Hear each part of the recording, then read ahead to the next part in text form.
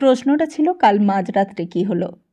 ওই যে গিরিবালা মৃন্ময়কে শোনাচ্ছিল। তাহলে চলুন আমরাও শুনে নিই কাল মাঝরাত্রে কি হলো। নমস্কার, আমরা শুনছি বিমল মিত্রের লেখা উপন্যাস ছাই। আজ শুনে নেব চতুর্থ পর্বটি। আসুন শুনে নিই আজকের পর্বে কি আছে। তা মাঝরাত্রির ঘটনাতে গিরিবালার সন্দেহ দৃঢ় হয়েছে। কদিন থেকেই সন্দেহ হচ্ছিল। কলতলায় গিয়ে সেদিন আর বেরোতেই চায় না। বেরিয়ে আসবার পর দেখেছেন বমি করে জল দিয়ে পরিষ্কার করে দিয়েছে। দু একটা ভাতের টুকরো তখনও এখানে ওখানে পড়ে আছে। মৃন্ময়ী যেন আকাশ থেকে পড়লেন। তাও কি সম্ভব নাকি? তার নিজের পেটের মেয়ে, তার কি এমন কাণ্ড? গিরিবালা বললেন, দেখনি, কদিন থেকেই তো ভাতে মুখ দিচ্ছে না, যেন আলিসি আলিসি ভাব।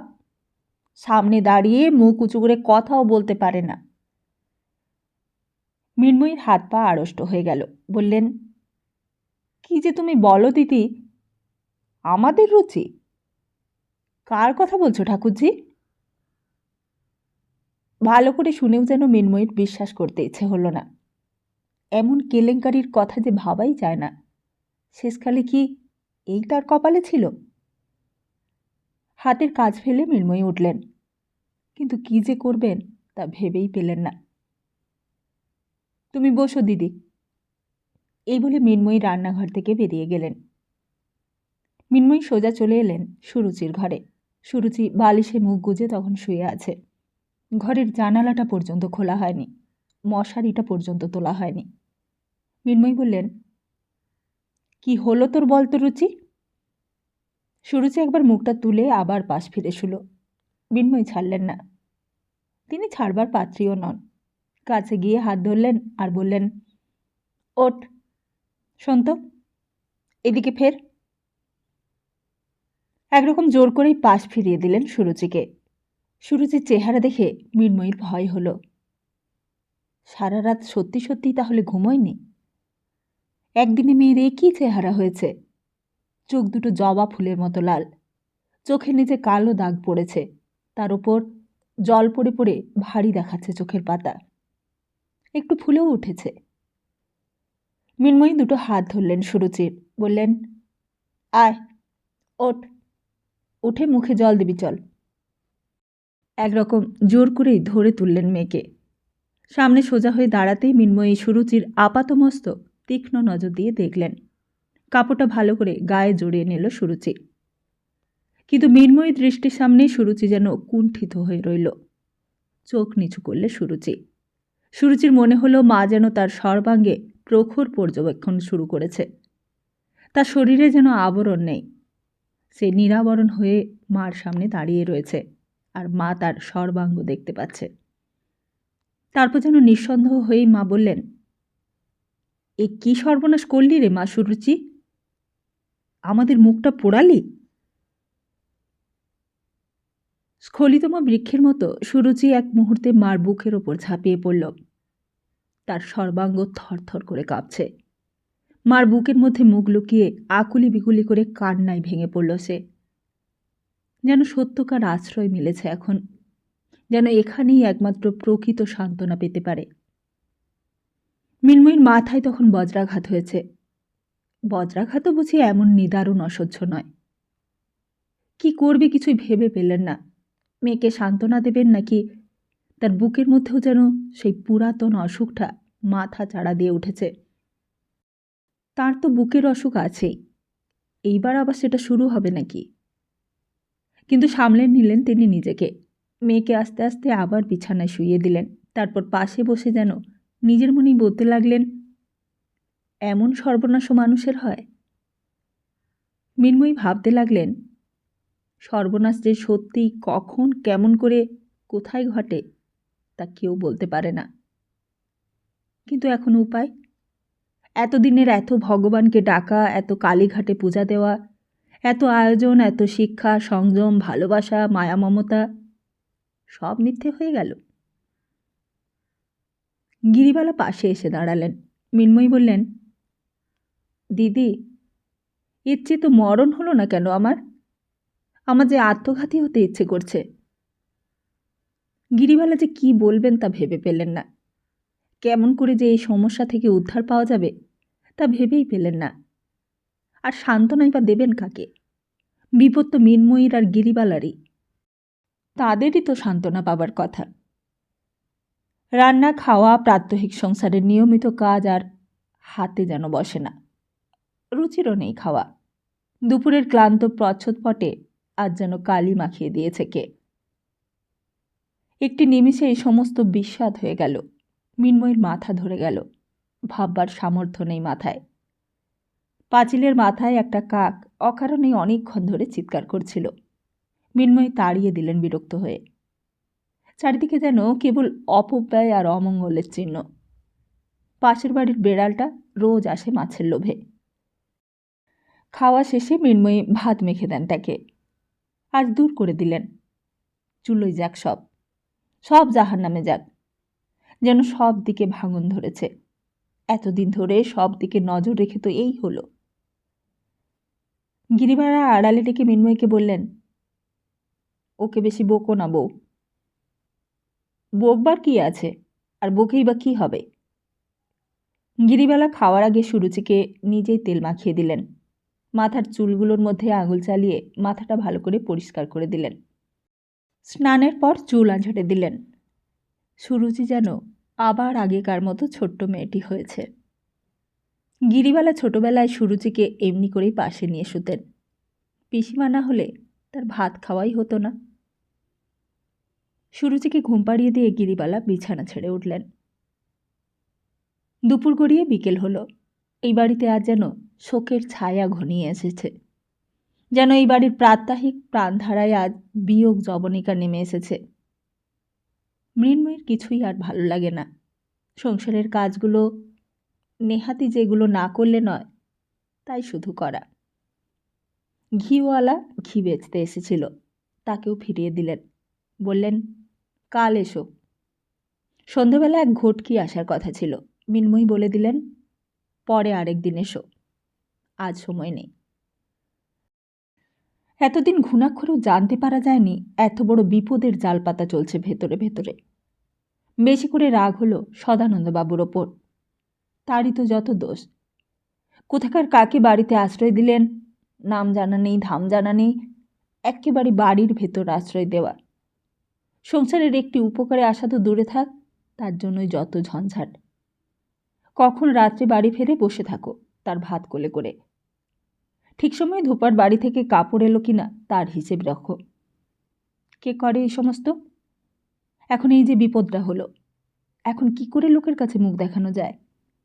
আর রাতারাতি পাত্রই বা কোথায় পাওয়া যাবে যে সব জেনে শুনে বিয়ে করবে? শেখরের কথা মনে আসতে মৃন্ময়ী রাগে ঘৃণা মাথা থেকে পা পর্যন্ত জ্বলে যায়। যথেষ্ট শিক্ষা হয়েছে, আর দরকার নেই। খুব শিক্ষা দিয়েছ বটে, আজই এই ব্যাপারে শেষ করতে হবে। শেষ করলেই তো আর সব সমস্যার সমাধান হবে না। জায়গাটা ভালো নয়। একটা সামান্য ব্যাপার হলেই এখানে হইচই পড়ে যায়। এখানকার লোক তো কেউ ভালো নয়। এক্ষুনি মানদা দিদি আসবে, ফণি গাঙ্গুলির বিধবা বোন অমূল্য আসবে, একটু গন্ধ পেলেই আসবে। তারপর জানতে আর কারুর বাকি থাকবে না। দুই হাতে মাথার চুল ছিঁড়তে ইচ্ছে করল মৃন্ময়ের। মনে শান্তি নেই। হাত থেকে পাথর বাটিটাও পড়ে ভেঙে গেল। পিঁড়ির পেরেকে খোঁচা লেগে কাপড়টাও ছিঁড়ে গেল। তারপর রাত হলো। মৃন্ময়ী রান্নাঘরে রান্নায় ব্যস্ত ছিলেন। গিরিবালাকে দেখে বললেন, কি করছে এখন রুচি? গিরিবালা বললেন, এতক্ষণ তো কাছেই শুয়েছিলুম, কথা তো কিছুই বলছে না, মাঝে মাঝে চোখ দিয়ে জল পড়ছে। বললাম, কাঁদিস নে, চুপ কর। সুরুচির মনের অবস্থাটা বোঝা যায়, ওর কিছু দোষ নেই। গিরিবালা তখনই বলেছিলেন, মেয়েদের অত কলেজে পড়ানো কি আর ভালো? সুরুচির নিজেরও পড়ায় বিশেষ ইচ্ছে ছিল না, সদাই তো পড়ানোর জন্য জেদ ধরলে। গিরিবালা ছোটবেলায় এই এত সায়া ব্লাউজ বডিসের প্রচলন ছিল না। এত পাউডার স্নোনেরও ব্যবস্থা ছিল না। শিব পুজো, পুণ্যিপুকুর আর পুতুল খেলা এসব নিয়েই কুমারী বয়সটা তার কেটেছে। আর তারপর কখন যে একদিন বর এসেছে, বিয়ে হয়েছে, শ্বশুর বাড়ি গেছেন, আর যাবার সময় হাপুস চোখে কেঁদেছেন। তাদের কালই ছিল আলাদা। আর আজকাল হঠাৎই বাইরের দরজায় কড়া নড়ে উঠল। মৃন্ময়ী রান্না করছিলেন। তরকারির কড়াটা নামিয়ে উঠলেন। সদানন্দবাবু এসেছেন। অন্যদিন সুরুচি গিয়ে দরজাটা খুলে দিয়ে আসে। আজ মৃন্ময়ীকে খুলতে হবে। ও বউ, শোনো এদিকে। সুরুচির ঘর থেকে ডাকলেন গিরিবালা। মৃন্ময়ী দাঁড়ালেন, বললেন, কি? তুমি সদাকে কিছু বলো না এখন, ওর কানে এখন কিছু তুলো না। মৃন্ময়ী বললেন, ওর কানে তো একদিন উঠবেই, তখন? তা সে পরে ওঠে তো উঠবে, এখন কিছু বলো না। মানুষটা তেতে পুড়ে আসছে সারাদিন পর। আমার মাথা খাও, বলো না এখন বউ। এই বলে গিরিবালা মৃন্ময়ীর হাতটা ধরে ফেললেন। মৃন্ময়ীর মেজাজ তো তিনি জানেন। মৃন্ময়ী কথা দিয়ে বাইরে এলেন। দরজা খুলতেই অবাক হয়ে গেলেন। সদানন্দবাবু নয়, শেখর। মাথায় যেন হঠাৎ সমস্ত রক্ত উঠে পড়ল মৃন্ময়ীর। শেখরকে দেখেই রাগে ঘৃণায় মৃন্ময়ী কাণ্ডহারা হয়ে পড়লেন। শেখর পা বাড়িয়েছিল ভেতরে ঢোকবার জন্য। মৃন্ময়ী বাঘিনীর মতো ঝাঁপিয়ে পড়লেন, বললেন, ভেতরে ঢুকো না, দাঁড়াও, ওখানেই দাঁড়াও। শেখর চমকে উঠেছে, কিছুই বুঝতে পারলে না। প্রতিদিন নিয়মিত সুরুচি এসেই দরজাটা খুলে দিয়েছে। আজ তার পরিবর্তে কাকিমা নিজেই বা কেন এলেন কে জানে। মৃন্ময়ী ততক্ষণে এক নিঃশ্বাসে একেবারে শেখরের ঘরে চলে এসেছেন। শেখর যখন এই বাড়িতে এসেছিল তখন নিজের বলতে তার কিছুই ছিল না। তারপর এই বছর কিছু জামা কাপড় আর এক গাদা বই কিনেছে। বইয়ের গাদা, এক বাক্স বোঝাই বই। হাতের কাছে যেখানে যা পেলেন মৃন্ময়ী জড়ো করে নিলেন। সুটকেসটা নিলেন আরেক হাতে। শেখর হতবুদ্ধির মতো দাঁড়িয়েছিল। মৃন্ময়ী কাপড় চোপড় আর সুটকেসটা সামনে এনে ফেলে দিলেন, বললেন, এই নাও তোমার জিনিসপত্র, এই বাড়িতে আর মুখ দেখিও না। যথেষ্ট শিক্ষা দিয়েছ তুমি। দুধ কলা দিয়ে কাল সাপ পুষেছিলাম বাড়িতে, এখন বিদেয় হও। শেখর যেন কিছু বুঝলে আর কিছু বুঝতে পারলে না। কিন্তু সুরুচি, সে কি জানে? তার তো দায়িত্ব সে নেবে কথা দিয়েছে। না না, কাকিমার কথা সে কেন শুনতে যাবে? সুরুচির সঙ্গে একবার কথা বলা যায় না? কিন্তু শেখরের চোখের সামনে সশব্দে দরজা বন্ধ হয়ে গেল। মৃন্ময়ী ভেতর থেকে দরজা বন্ধ করে দিয়েছেন। অনেক রাত্রে সদানন্দবাবু বাড়ি ফিরেছিলেন। ট্রামটা একেবারে ফাঁকা চলেছে। পান্নালালেরা কলকাতা ছেড়ে চলে গিয়েছে। সমস্ত কলকাতা যেন এক অস্বাভাবিক আবহাওয়ায় ভরে গেছে। স্কুল আজও খোলেনি। সব ছাত্রই যদি কলকাতা ছেড়ে চলে যায়। সিঙ্গাপুরের ওপর জাপানিরা দিন রাত আক্রমণ চালাচ্ছে। কিন্তু সিঙ্গাপুর জয় করা অত সোজা নয়। কোটি কোটি টাকা খরচ করে তৈরি হয়েছে সিঙ্গাপুরের জাহাজঘাটা। খিদিরপুরের মোড়ে হঠাৎ রাখালবাবু ট্রামে উঠলেন। এই যে সদানন্দবাবু, আসুন আসুন। এত রাত্রিরে কোথায় চলেছেন? সদানন্দবাবু জিজ্ঞাসা করলেন। রাখালবাবু হৃষ্টপুষ্ট ব্যক্তি। সচরাচর নিজের বুদ্ধি বিবেচনার ওপরেই নির্ভর করে চলেন। একটা ভারী কি চাল, একটা সব জান্তা গোছের আত্মম্ভরিতা। যেন সদানন্দবাবুর পাশে বসে তাকে কৃতার্থ করলেন। রাখালবাবু বললেন, বাড়ির মেয়ে ছেলেদের দেশে পাঠিয়ে দিলেন নাকি? সদানন্দবাবু বেকুবের মতো চাইলেন, বললেন, দেশে? তিনি যেন কিছুই বুঝতে পারলেন না। রাখালবাবু বললেন, আমার কথা যদি শোনেন তো কালই পাঠিয়ে দিন, 1 মিনিটও দেরি করবেন না। আপনি আপনি পাঠিয়েছেন নাকি? রাখালবাবু তাচ্ছিল্যের ভঙ্গিতে বললেন, আপনারা এখন বুঝতে পারছেন না, কিন্তু দেখবেন কলকাতার একখানা বাড়ির একটা ইট পর্যন্ত আস্ত থাকবে না, সব গুঁড়ো হয়ে যাবে। ভূমিকম্প হলে যেমন হয় ঠিক তেমনি ঘন্টার পর ঘন্টা বোমা পড়বে আর থামবে না। সদানন্দবাবু যেন স্তম্ভিত হয়ে গেলেন। বোকার মতো চেয়ে রইলেন রাখালবাবুর দিকে। রাখালবাবু বললেন, শিয়ালদহ আর হাওড়া স্টেশনে গিয়ে ভিড়টা দেখে আসবেন। ট্রেনে যারা যেতে পারছে না তারা সোজা নৌকো ভাড়া করে যাচ্ছে। আমি তো 50 টাকা গরুর গাড়ি ভাড়া দিলুম। 50 টাকা? বিস্মিত হয়ে গেলেন সদানন্দবাবু। আরে 50 টাকা তো সস্তা মশাই। আমাদের পাড়ায় জয়রাম পাল 300 টাকায় ট্যাক্সি পূরণ করলেন। বোমা কি সত্যিই পড়বে? সদানন্দবাবু জিজ্ঞেস করলেন। পড়বে না? বলেন কি? এক ফুৎকারে যেন সদানন্দবাবুকে তিনি উড়িয়ে দিতে চান। বললেন, ভেতরকার খবর তাহলে আপনাকে বলি। চিড়িয়াখানার বাঘগুলোকে সরাবার ব্যবস্থা হচ্ছে। সাপগুলোকে নাকি মেরে ফেলবে। আর ভিক্টোরিয়া মেমোরিয়ালের অর্ধেক জিনিস সব তো সরিয়েই ফেলা হয়েছে। ভেতরে ভেতরে এইসব ব্যবস্থা হচ্ছে, আর আপনি চুপ করে বসে আছেন। তাহলে কি করা যায়? করবেন আর কি, মেয়ে ছেলেদের দূরে পাঠিয়ে দিন। আর যদি পারেন চাল ডাল কয়লা কেরোসিন তেল 3-4 সংগ্রহ করে রেখে দিন। বোমা যখন পড়বে তখন কি আর বাজার বসবে বলে ভেবেছেন? আর কে কাকে দেখবে তখন? আমি তো মন 10 চাল আর কয়লা 2 মণ কিছু কিছু সব জিনিস জোগাড় করে রেখেছি। সদানন্দবাবু যেন হঠাৎ হতভম্ব হয়ে গেলেন। এসব কি কথা?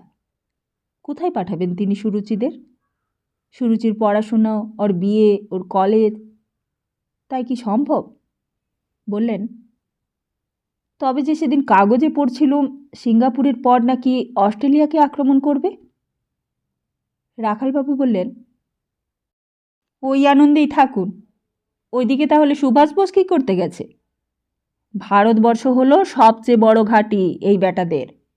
এদের কাবু করতে না পারলে কি আর ওদের শান্তি আছে?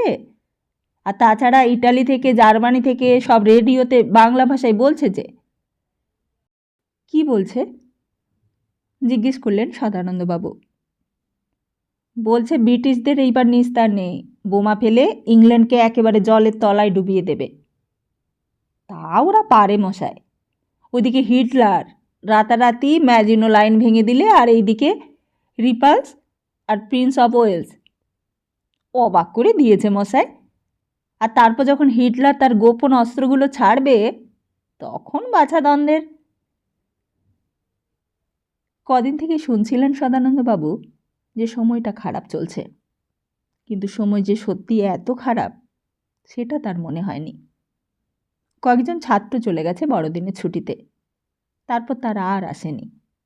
আরও কতক যাবার জন্য বন্দোবস্ত করছে। ছাত্ররাই যদি চলে যায় তাহলে তারই বা কলকাতায় থাকার কী অর্থ? কিন্তু সে তো দূরের কথা, এক্ষুনি সরিয়ে দিতে হবে সুরুচিদের। সবজি বাগানেরও কয়েকজন চলে গেছে। রাখালবাবুর কথা শুনে ভালো লাগলো না তার। রাখালবাবু যেন একটা উত্তেজনা সৃষ্টি করবার একটা বিষয় পেয়েছেন, যেন লোককে ভয় পাইয়ে তার একটা অহেতুক আনন্দ হয়।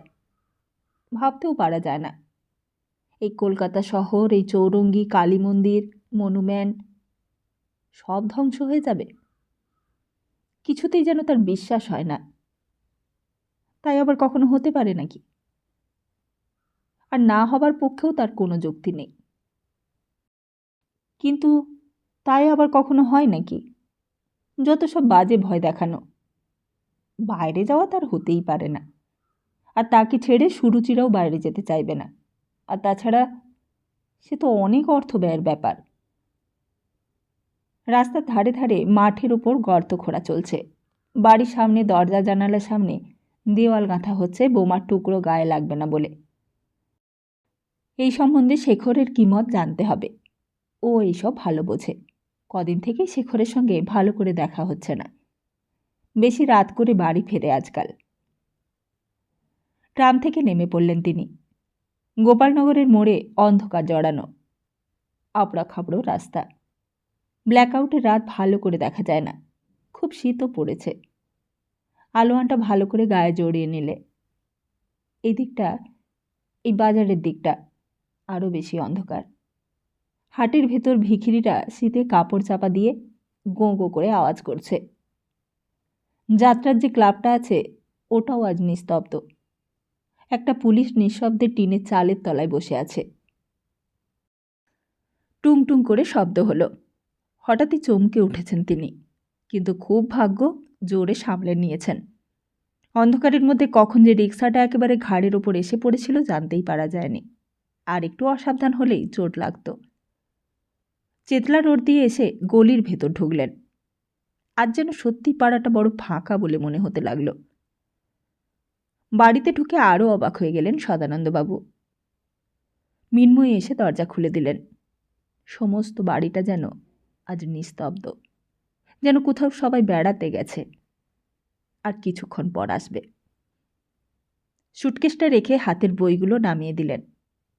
তারপর ডাকলেন, রুচি, ও মা রুচি।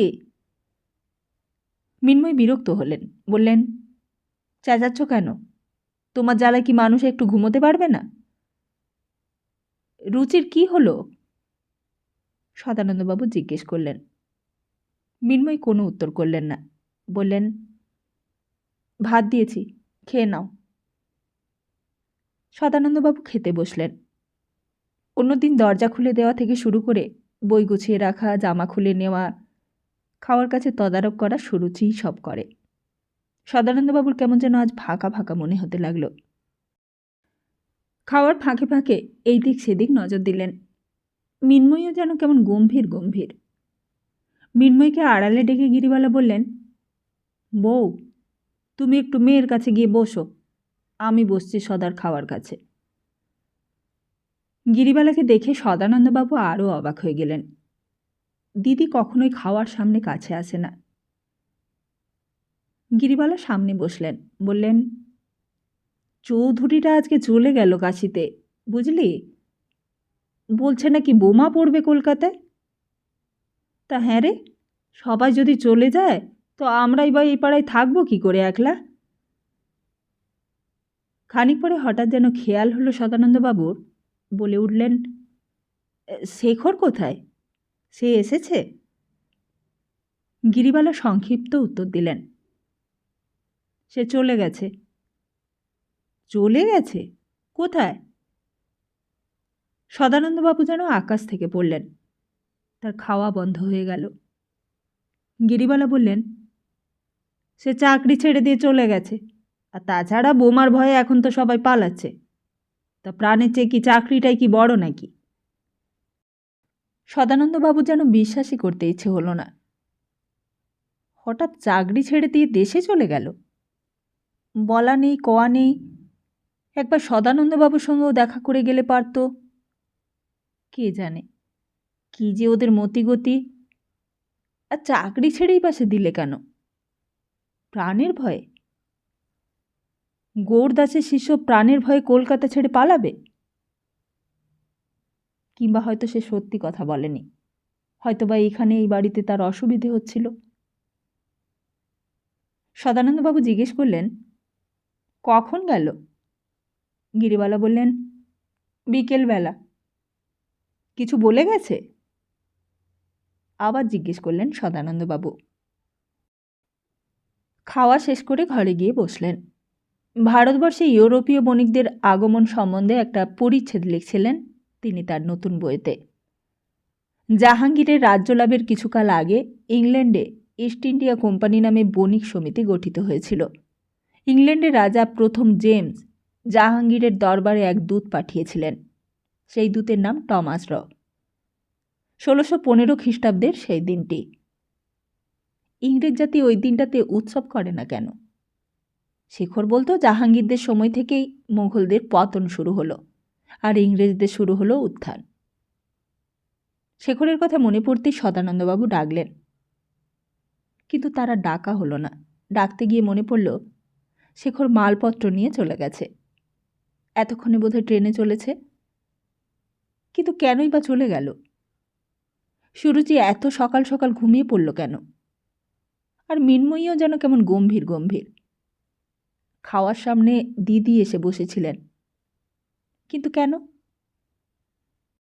সদানন্দবাবুর কলম আজ একটুও সরতে চাইল না। শেখর থাকলে আজ উত্তর দিতে পারত।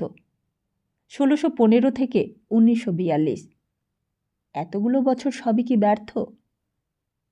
কিন্তু শেখর নেই, শেখর চলে গেছে। কে দেবে উত্তর?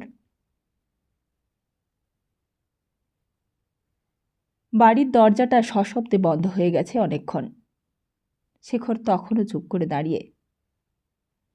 শেখর সহজে বিচলিত হওয়ার ছেলে নয়, কিন্তু ঘটনাটা এমনই আকস্মিক যেন ভাববারই অবসর দেয় না। তারপর একে একে সব যেন বুঝতে পারলে।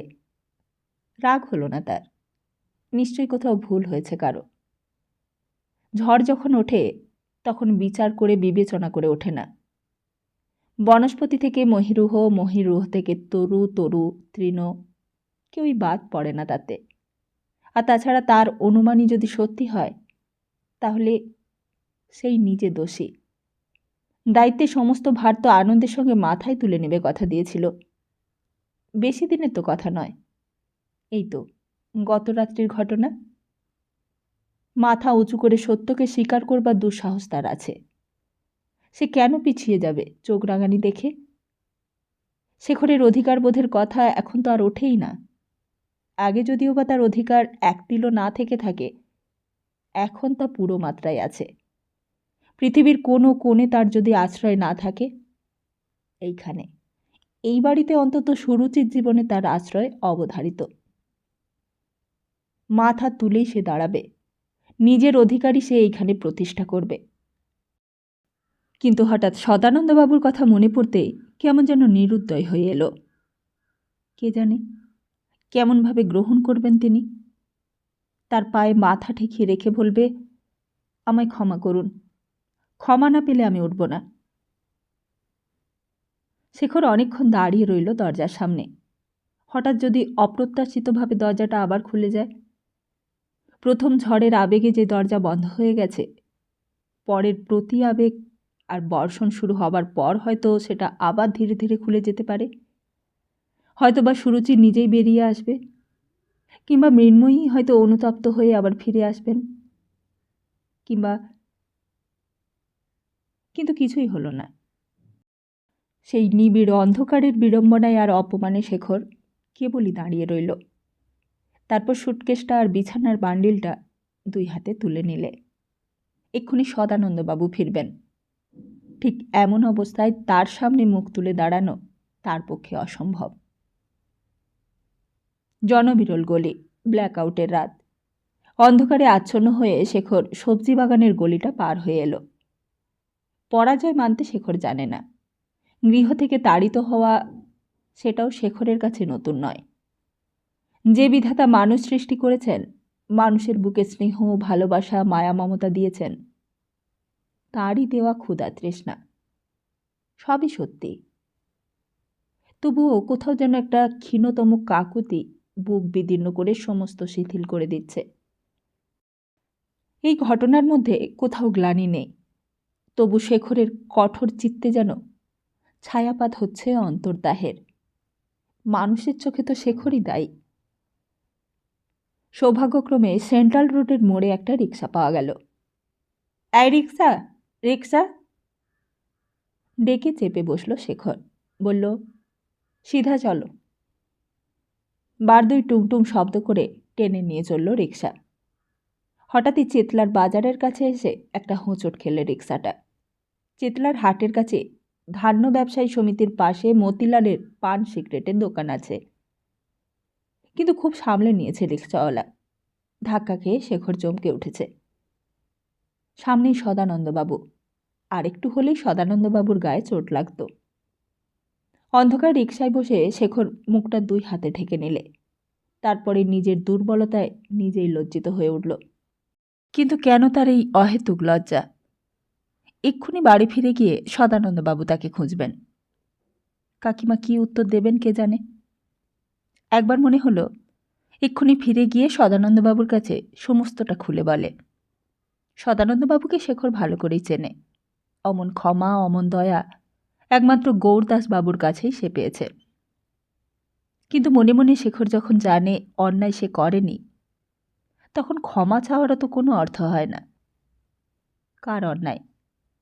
এমন কাজ জীবনে কখনো শেখর করেনি যার জন্য ক্ষমা চাইতে হয় কারোর কাছে, লজ্জায় মাথা নিচু করতে হয় কারোর সামনে। কিন্তু আজ যাক, কিছুটা সময় গড়িয়ে যাক, দিনের বেলায় সুস্থ মন নিয়ে বিচার করে কাকিমা ঠিকই বুঝতে পারবেন শেখর কিছুই অন্যায় করেনি। আর যদি কিছু অন্যায় বা তাদের চোখে হয়ে থাকে, তো সেই অন্যায়ের প্রতিকার শেখরেরই হাতে। মৃন্ময়ী সংসারের সুনামকে একমাত্র শেখরই এই ক্ষেত্রে রক্ষা করতে পারে। তা শেখর করবে। সুরুচির লজ্জা শেখরেরই লজ্জা, সুরুচির কলঙ্ক শেখরেরই কলঙ্ক। এই কথাটাই শেখর কাল বুঝিয়ে বলবে কাকিমাকে। কালীঘাটের পুলের ওপর দিয়ে আলিপুরের শেষ ট্রামটা ফাঁকা চলে গেল। বুকটা নিচু করে রিকশাওয়ালা উঁচু পুলের ওপর উঠতে লাগল। ওপরে গিয়ে সাবধানে নামতে হয়, নইলে গড়িয়ে একেবারে চলন্ত মিলিটারি গাড়ির সঙ্গে ধাক্কা লাগার সম্ভাবনা। পুলের দক্ষিণ মোড়ের মাথায় দু একটা দোকানে তখনও আলো জ্বলছে। কয়েকটা মেয়ে একেবারে রাস্তার ওপর সভা বসিয়েছে। হাসি আর তামাশা চলছে খুব। কলকাতায় লোকসংখ্যা কমে এসেছে। যারা আছে তারাও পরিবারদের বাইরে পাঠিয়ে হোটেলে নয়তো মেসে আশ্রয় নিয়েছে। রূপব জীবনীরা গোলজার করে বেড়ে টানছে।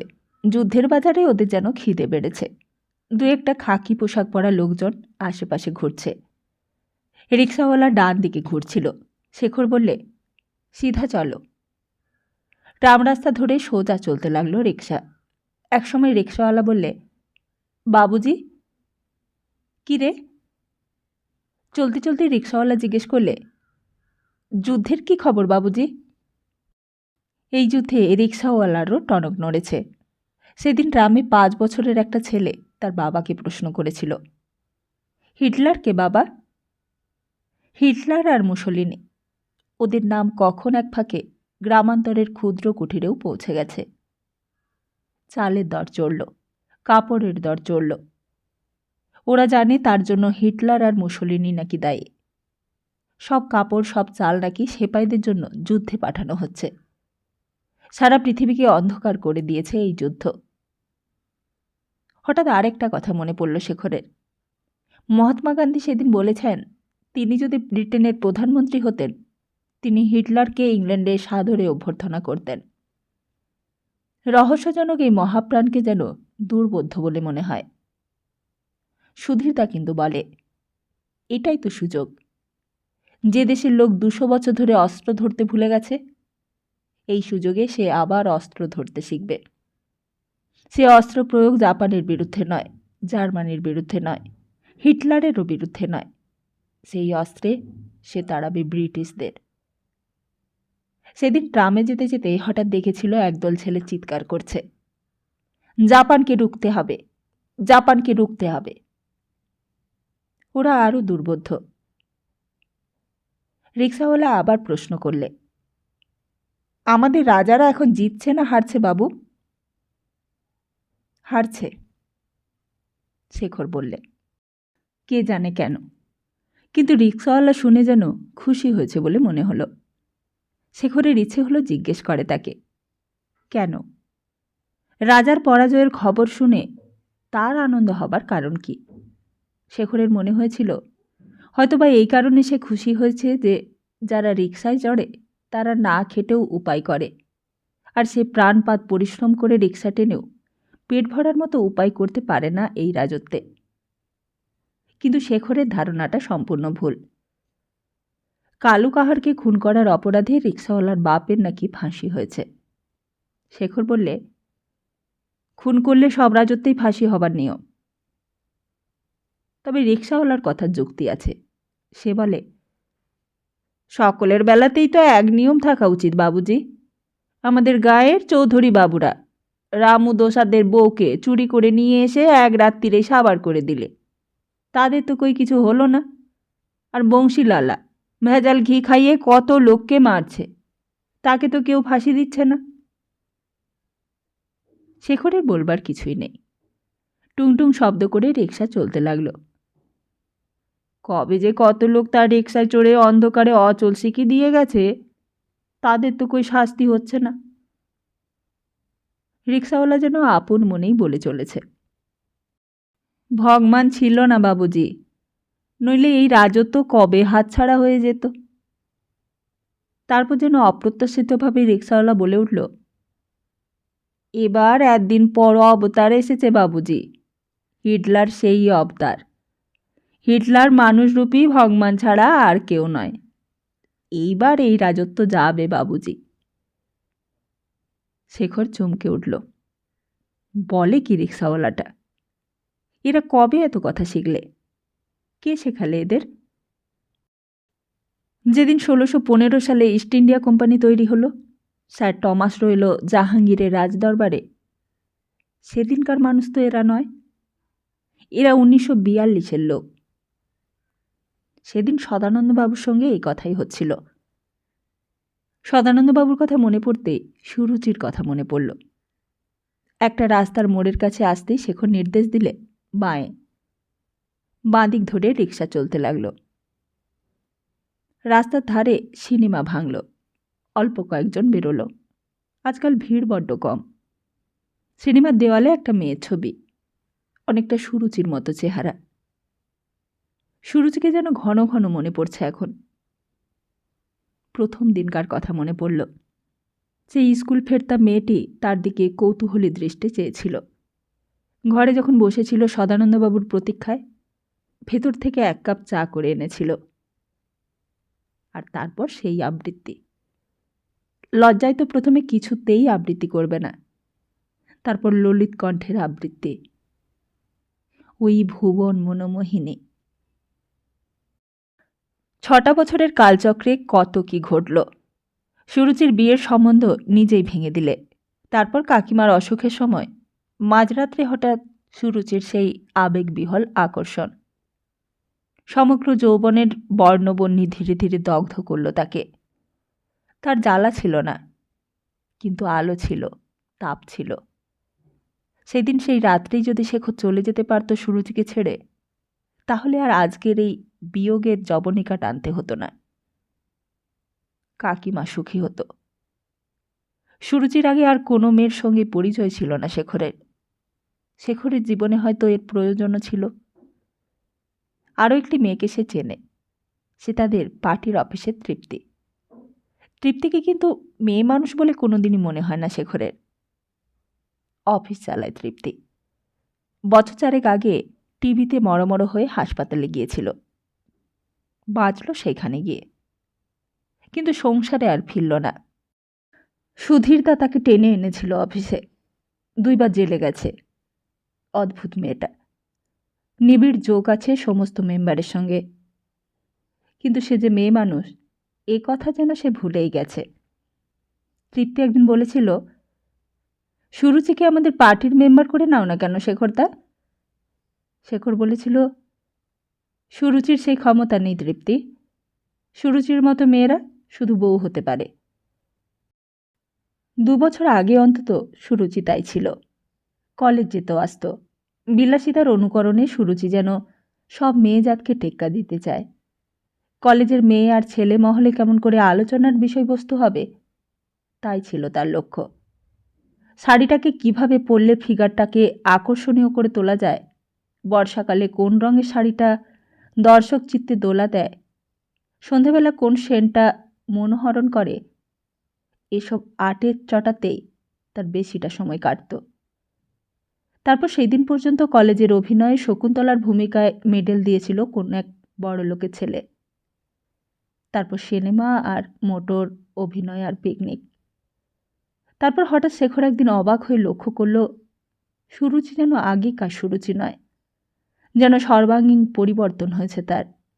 সুরুচি যেন তার চরম গভীরে আপন সত্তাকে খুঁজে পেয়েছে। শেখর যখন ইতিহাস পড়াতো, তখন বিমুগ্ধ হয়ে ডুবে যেত অতলে। নানা সাহেব আর তাতিয়া টপির গল্প শুনে রোমাঞ্চময় হয়ে উঠত সুরুচি। 200 বছরের ইংরেজ রাজত্বের যে পাপ দেশের মনে গভীর হয়ে শেকড় গেড়েছে, তার থেকে মুক্তি পাবার জন্য যখন শেখর দিনের পর দিন নানাভাবে বক্তৃতা দিয়েছে, তখন সুরুচির মনে কত গভীর রেখাপাত করেছে তা তার চোখ দুটোই বলে দিত। এমনি করে সদানন্দবাবু আর শেখর ধীরে ধীরে সুরুচিকে এক নতুন চরিত্রে রূপান্তরিত করে তুললে। কিন্তু সুরুচিকে রূপান্তরিত করতে গিয়ে শেখর নিজেও বদলে গেল। এমন করে সে ডুববে ভাবতেই পারা যায় না। সুরুচিকে তুলতে গিয়ে শেখরই তলিয়ে গেল শেষ পর্যন্ত। বউবাজারের মোড়ে এসে শেখর রিক্সা থেকে নামল। সেই গলিটার ভেতর গিয়ে পরিচিত দরজায় আঘাত করতেই একটু পরে দরজাটা খুলল। শেখরকে দেখে তৃপ্তি অবাক হয়ে গেছে। এ কি, এত রাত্রিরে যে, মালপত্তর নিয়ে? শেখর শুধু বললে, রাত্রে এখানে থাকতে এলাম। তার মানে? তৃপ্তি যেন অবাক হয়ে গেছে। শেখর বললে, মানে টানে কিছু নেই, এবার থেকে এখানেই থাকব। তৃপ্তি হঠাৎ কাছে সরে এলো, বললে, আজকেই এখানে থাকতে এলে? শেখর বললে, কেন, কি হয়েছে? আজ সকাল থেকেই কজন এসে দেখে গেছে, সন্দেহজনক লোক সব। মনে হচ্ছে আমাদের পার্টির ওপর নজর পড়েছে। কেন, ধরবে নাকি আমাদের? ধরতেও পারে, কিন্তু আমরা তো বেআইনি কিছু করিনি। তৃপ্তি বললে, ডিফেন্স অফ ইন্ডিয়া অ্যাক্টে সব কিছুই তো বেআইনি, ধরতে পারলে নজিরের জন্য আটকাবে না। খানিক্ষণ চুপ করে থেকে শেখর জিজ্ঞেস করলে, ভেতরে যেন বসন্তের গলা শুনছি, আর কে কে আছে? সবাই আছে, সুধীরদা, বিজয়দা, বিলাসদা, বসন্তদা। হঠাৎ? কালকেই আমাদের অফিস অন্য বাড়িতে সরাতে হবে, তারই আলোচনা চলছে। রাতারাতি সব কাজ করতে হবে, আজকে কেউ আর ঘুমোবে না। তৃপ্তি বললে। শেখর ভেতরে চলে যাচ্ছিল। তৃপ্তি জিজ্ঞেস করলে, তোমার বিছানাটা খুলে পেতে দেব নাকি শেখরদা? আমি পেতে নেবক্ষণ। এই বলে শেখর চলতে চলতে হঠাৎ ফিরে এলো, বললে, একটা কথা তোমায় বলতে ভুলে গেছি, সুরুচির সঙ্গে আমার বিয়ে হচ্ছে শিগগির। তৃপ্তি যেন কি বলবে ভেবে পেলে না। এতখানি অবাক সে জীবনে হয়নি। বলে, তাহলে ওখান থেকে চলে এলে যে? কি বোকা, সেজন্যই তো চলে এলাম রে। আমি তো আর ঘর জামাই নই যে শ্বশুর বাড়ি পড়ে থাকবো। কথাটা বলেই হো হো করে হাসতে হাসতে শেখরদা চলে গেল। কিন্তু তৃপ্তি যেন সেই হাসির অর্থ বুঝতে পারলে না। খানিকক্ষণ শেখরদার দিকে এক দৃষ্টে চেয়ে রইল। তারপর শেখরদার বিছানার বান্ডিলটা খুলতে লাগলো। নিজের বিছানার পাশেই শেখরদার বিছানাটা পেতে ফেললে। ক্রমে ক্রমে অনেক রাত হলো সবজি বাগানের গলিতে। নজিরদের তেতালা বাড়ির মাথার ওপর নারকোল গাছটা নিথর নীরব হয়ে প্রহরা দিতে লাগল। পূর্ব দিকের পুকুরের পাড়ে বাদাম গাছটাতে লক্ষ্মী প্যাঁচা চিৎকার করে করে পাখা ঝাপটা দিয়ে উড়ে গেল। মানুষের সমাজে যখন সবাই নিশুতি, তখনই বুঝি শুরু হয় ওই রহস্যময় জগতের জীবনযাত্রা। মৃন্ময়ের ঘুম এলো না। আজ পাশে সদানন্দবাবু শুয়ে আছেন। সারাদিনের পরিশ্রমে ক্লান্তিতে আচ্ছন্ন হয়ে থাকে তার শরীর। আস্তে আস্তে দরজা খুলে বাইরে এলেন মৃন্ময়ী। মাঝের ঘরে সুরুচিকে নিয়ে ঠাকুরজি গিরিবালা শুয়ে আছেন। মৃন্ময়ী নিঃশব্দ পদে সেই ঘরে ঢুকলেন। গিরিবালা জেগেই ছিলেন। কে? বউ?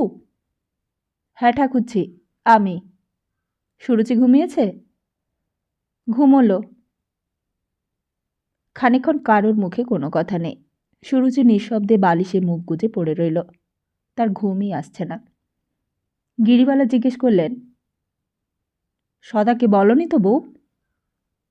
ওই মানুষকে আবার বলা। মৃন্ময়ী বললেন, কে বলি শেখরেরই কথা সারাক্ষণ। কেন সে চলে গেল, তার কোনো অযত্ন হয়েছে কিনা, কবে আসবে কিছু বলে গেছে কিনা। অমন ভালো মানুষ, তারও সর্বনাশ এমন করে করতে হয়? তাই বলে তোমার অমন করে তাকে তাড়ানো অন্যায় হয়েছে বউ, তাও বলবো। গিরিবালা বললেন। সুরুচি চুপ করে শুনতে লাগল। গিরিবালা আবার বললেন, শেখরকে তুমি তাড়িয়ে দিলে বটে, কিন্তু শেখরকেই তোমাকে শেষ পর্যন্ত ডেকে আনতে হবে, দেখো। মৃন্ময়ী কাল ঝোঁকে আর রাগের মাথায় শেখরের মুখের ওপর দরজাটা বন্ধ করে দিয়েছেন, কিন্তু তারপরেই মনে হয়েছে কাজটা ভালো হয়নি। অল্পবিত্ত পরিবারের মেয়ে, তার বিয়ে হওয়া এমনিতেই অত সহজ নয়। তারপর কেলেঙ্কারির কথা যদি পাড়ায় রটে যায় তাহলে শেখর ছাড়া আর কোনো গতি নেই। তা ছেলে হিসেবে শেখরও খারাপ নয়, তাছাড়া দিনকালও বদলাচ্ছে। গিরিবালা বললেন, জিজ্ঞেস করেছিলাম ওকে, বললে তার ঠিকানা সুরুচি জানে না। মৃন্ময়ী ভাবলেন, ঠিকানা যা কিছু তার, এ তো সবজি বাগানে সব ছিল। কোথা থেকে একদিন এসেছিল সদানন্দবাবুর কাছে, যেমন আরও কতজন এসেছে, তারপর আবার হয়তো কোন বাড়িতে গিয়ে আশ্রয় নেবে এমনি করে। আর তারপর যখন একে একে বহুদিন এখানে থেকে গেল তখন তার কুলশীল পরিচয় জানবার আর প্রয়োজন হয়নি, সেও বলেনি। মৃন্ময়ী বললেন, ওকে জিজ্ঞেস করলে হয়তো কিছু হদিশ পাওয়া যেতে পারে। গিরিবালা বললেন, আমি আর একটা মতলব করেছি বউ, যদি কিছু শেষ পর্যন্ত না হয় তখন তাই করতে হবে। মৃন্ময়ী যেন আর কিছুই ভাবতে পারলেন না, তখন তার মাথায় সমস্ত গোলমাল পাকিয়ে উঠেছে। ঘরে চলে এসে সদানন্দবাবুকে ঠেলে জাগালেন, বললেন, শুনছ ওগো, শুনছ? আচমকা জেগে উঠলেন সদানন্দবাবু, বিস্মিত হয়ে বললেন, কি হলো? মৃন্ময়ী বললেন, শেখরের ঠিকানাটা তোমার কাছে আছে? ওই গৌরীদাস না কার চিঠি নিয়ে এসেছিল। এত রাত্রে শেখরের ঠিকানা কেন খুঁজছে সদানন্দবাবু তা বুঝতে পারলেন না। হঠাৎ করে শেখর নিরুদ্দেশ হয়ে গেছে। গৌরদাস থাকলে না হয় তার কাছে একটা কোনো খবরাখবর পাওয়া যেত। সদানন্দবাবু বললেন, তা এত রাত্রে তার ঠিকানা নিয়ে কী করবে? মৃন্ময়ী কথার উত্তর না দিয়ে নিজের জায়গায় আবার গিয়ে শুয়ে পড়লেন। সকালবেলা গিরিবালা শৈলমিত্তিরের বাগানে ফুল তুলতে গেছেন। প্রতিদিনের মতোই মানদা এসেছে, ফণি গাঙ্গুলির বিধবা মেয়ে অমূল্যবালাও এসেছে। কথাটা সেই সময় পারলেন গিরিবালা। মানদা খবরটা শুনে গালে হাত দিলে, তা ভালোই তো হলো দিদি, এতদিন পর যখন ভগবান দিলেন তখন দেখো ও ছেলেই হবে। কার কথা বলছো ভাই? অমূল্যবালা বুঝতে পারেনি। ও মা, এতদিন পর বোর আবার? তা আমার বড় যার কি আর কম দিন বিয়ে হয়েছে? 2 বছর পর একটা ছেলে হয়ে মারা গেল, তারপর তো আর কিচ্ছু নেই। শেষকালে বুড়ো বয়সে এক মেয়ে, সে মেয়ের আবার আদর কত। তা এতদিনে সুরুচির ভাই বোনের শখ মিটবে। তা আমি বলি কি দিদি, বউ ছেলেই হোক, হাজার হোক, মেয়ে তো ঘর শূন্য করে চলে যাবে, আর ছেলে ঘর আলো করে থাকবে। তা একটা কথা বলি, বউকে নিয়ে বিদেশে চলে যাও, কলকাতায় রেখো না। সুস্থ মানুষই বলে মরে যাচ্ছে। ওই পেল্লাদ ঘোষেরাও সব চুনাতে গেল, তোমরাও যাও, মধুপুর গেরিটিতে আর জায়গা নেই। তা সদানন্দবাবু কথাটা শুনলেন। এতদিন পর আবার হঠাৎ এসব শুনে কি যে করবেন তিনি ভেবে পারলেন না। এই দুর্দিনে এতদিন পর আবার? কাল রাত থেকে সমস্ত গোলমাল হয়ে যাচ্ছে। মাথাটা আবার তার গরম হয়ে উঠল। রাস্তার ওপরে এই সুটকেসটা রাখলেন, তারপর পকেট থেকে শিশিটা বার করে হাতের পাতায় খানিকটা জল নিয়ে মাথার ব্রহ্মতালুতে থাবড়াতে লাগলেন। সেদিন খুব ভোরে তৃপ্তির ডাকে ঘুম ভেঙে গেল। শেখরদা, ও শেখরদা! ধরপড় করে উঠে পড়েছে শেখর। শেখর উঠে দেখলে সুধীরদা, বসন্ত, বিলাস, বিজয় ওরা সবাই আগেই উঠে পড়েছে। তখন চারদিক ভালো করে ফর্সা হয়নি, ঘুমের জড়তা ভালো করে কারোর কাটেনি। আচমকা ঘুম ভেঙে যাওয়াতে সকলেরই যেন তচকিত দৃষ্টি। সুধীরদা বললে, মাঝরাত্রি থেকে অফিসের চারিদিকে পুলিশ ঘেরাও করেছে। সকলের আগে টের পেয়েছে তৃপ্তি।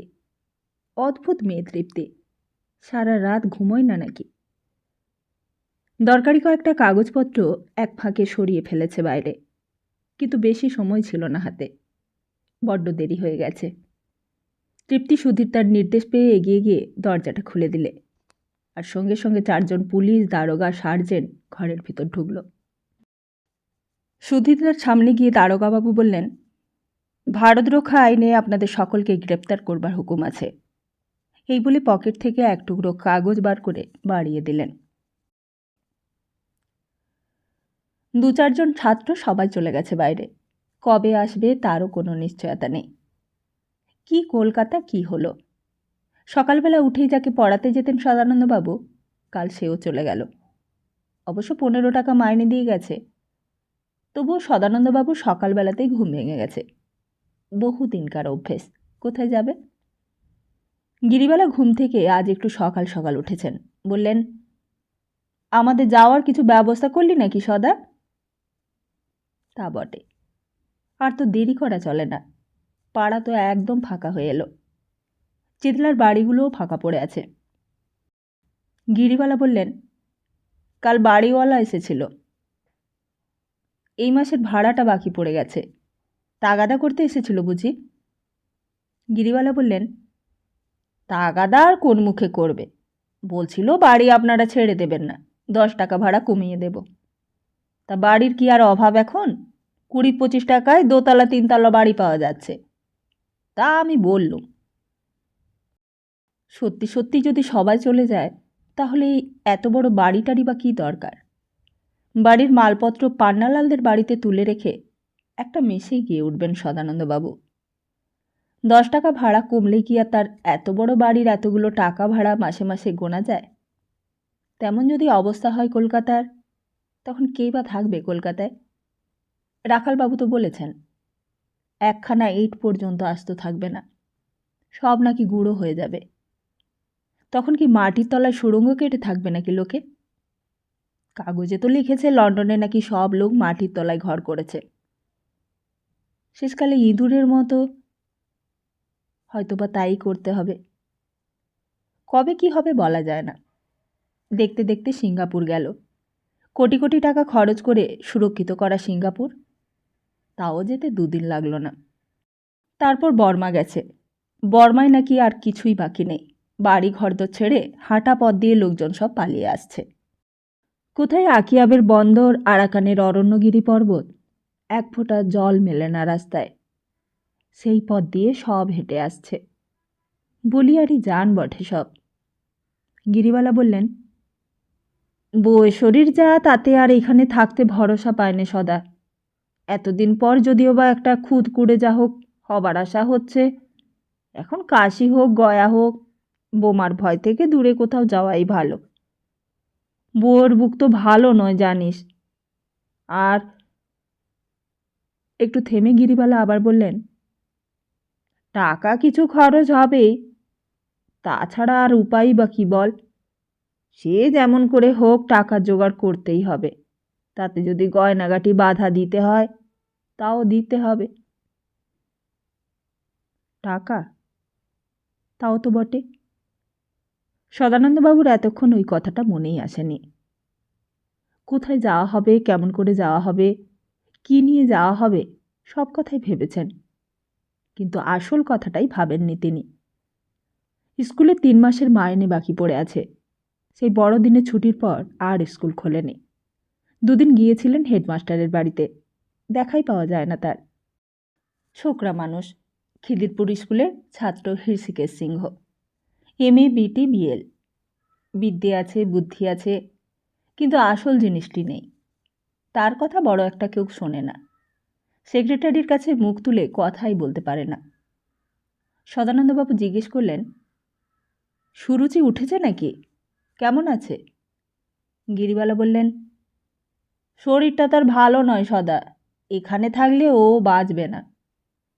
আমার তো আর এক দণ্ড এখানে থাকতে ভাল লাগছে না। সে বউকে আর মেয়েকে নিয়ে কোথাও শিগগির চলে যেতে ইচ্ছে করছে। তুই একটা ব্যবস্থা করে দিলেই যেতে পারি। সদানন্দবাবু হঠাৎ জিজ্ঞেস করলেন, সুরুচির কি হয়েছে রে? গিরিবালা যেন হঠাৎ চমকে গেছেন। সদা কি টের পেয়ে গেছে নাকি? সদার মুখের দিকে ভালো করে চেয়ে দেখলেন গিরিবালা। সদানন্দবাবু আবার জিজ্ঞেস করলেন, আজ 3-4 মাস যেন ও বদলে গেছে। তেমন কাছে আসে না, কখন কি করে, কখন ঘুমোয়, কখন ওঠে, আমি তো কিছুই টের পাইনি। কি হলো ওর? সত্যি সদানন্দবাবুর যেন হঠাৎ খেয়াল হয়েছে সুরুচি আর আগেকার মতো তার কাছে আসে না। যেদিন দৈবাত নজরে পড়ে, সদানন্দবাবু দেখেন সুরুচি আর সেই সুরুচি নেই। সুরুচির হাসির আওয়াজ তার কানে আসে না। পোশাক পরিচ্ছদের যেন আগেকার মতো আড়ম্বর আর নেই। তার মনে হয় যেন সুরুচি রোগা হয়ে গেছে। সেদিন হঠাৎ সুরুচি সদানন্দবাবুর পায়ের ধুলো নিয়ে মাথায় ঠেকিয়ে মাথা নিচু করে দাঁড়িয়েছিল। সদানন্দবাবু কিছু বুঝতে পারেননি। চিবুকে হাত দিয়ে জিজ্ঞেস করেছিলেন, এ কি মা, সকালবেলায় একেবারে কি হলো? সুরুচি বলেছিল, আজ নতুন বছর, তাই তোমার আশীর্বাদ চাই বাবা। প্রত্যেক পুজো পার্বণে সুরুচি বাবার পায়ের ধুলো নিয়ে মাথায় ঠেকায়। এটা ওর নতুন নয়, বহুদিনের অভ্যেস। কিন্তু সেদিন পায়ের ধুলো নিয়ে নিঃশব্দ পদে আবার ফিরে চলে গেল। অত শান্ত মেয়ে তো সুরুচি আগে ছিল না। ভেতরে ভেতরে কোনো অসুখ হলো না তো? গিরিবালা কথাটা ঘুরিয়ে দেবার উদ্দেশ্যে বললেন, ফণি গাঙ্গুলিরা কাশি গেল, আর ওই পেল্লাদ ঘোষেরা সব চুনায় গেছে। মধুপুর দেওঘর গিরিতে নাকি আর থাক বাড়ি জায়গা নেই, এত ভিড়। ওই যত কলকাতার লোক সব গেছে। আমি ভাবছি সদা চক্রধরপুরে গেলে কেমন হয়, ওখানে নাকি সস্তা গন্ডা। চক্রধরপুর? সে কোথায়? সদানন্দবাবু জিজ্ঞেস করলেন। চক্রধরপুরে গিরিবালার ভাসুরপোর এক মাস্তুতো ভাই আছে, রেলে চাকরি করে। বহুদিন তার কোনো খবরাখবর জানা নেই। তা বহুদিন আগে গিরিবালা একবার গিয়েছিলেন চক্রধরপুরে। নিরিবিলি জায়গা বটে, লোক কম। তবুও রাঁচি রোডের সমাজ যেন রেল কলোনি থেকে সম্পূর্ণ বিচ্ছিন্ন। লেভেল ক্রসিং পেরিয়ে বাজার পেরিয়ে ফাঁকা মাঠের ধারে ডিস্ট্রিক্ট বোর্ডের হাসপাতাল। চেঞ্জার 2-4 জন যারা যায় তারা নিজেদের নিয়েই ব্যস্ত থাকে। রাঁচি রোডের পুবগা থেকে দক্ষিণ দিকে যে পায়ে হাঁটা পথটা চলে গিয়েছে, ওটা সোজা গিয়ে মিশেছে একেবারে খাড়া পাহাড়ের পায়ের তলায়। আর ওই দিক থেকে গায়ের কোলে মেয়েরা কুলি কামিনের কাজ করতে রেলের কলোনিতে আসে। চেঞ্জারেরা ওই পথ দিয়ে সকাল সন্ধ্যা বেড়াতে বেরোয়। তারপর ফিরে এসে টাটকা কুয়োর জল, গাছে পাকা পেঁপে আর টাকায় 5 সের করে দুধ খায়। গিরিবালা বললেন, চক্রধরপুরে আমার ভাসুরপো সরোজের মাস্তুতো ভাই রেলে কাজ করে। আমি গেলে খুব খাতির করবে। সদানন্দবাবু বললেন, তা ভিড় তো এখন সব জায়গায়, এখন কি আর বাড়ি খালি আছে সেখানে? গিরিবালা বললেন, আমি যে চিঠি লিখে দিয়েছি, বলেছি বাড়ি ঠিক করে রাখতে। সদানন্দবাবু বললেন, তাহলে আজকে একবার মাস্টারের সঙ্গে দেখা করে আসি, 3 মাসের মাইনে বাকি পড়ে আছে।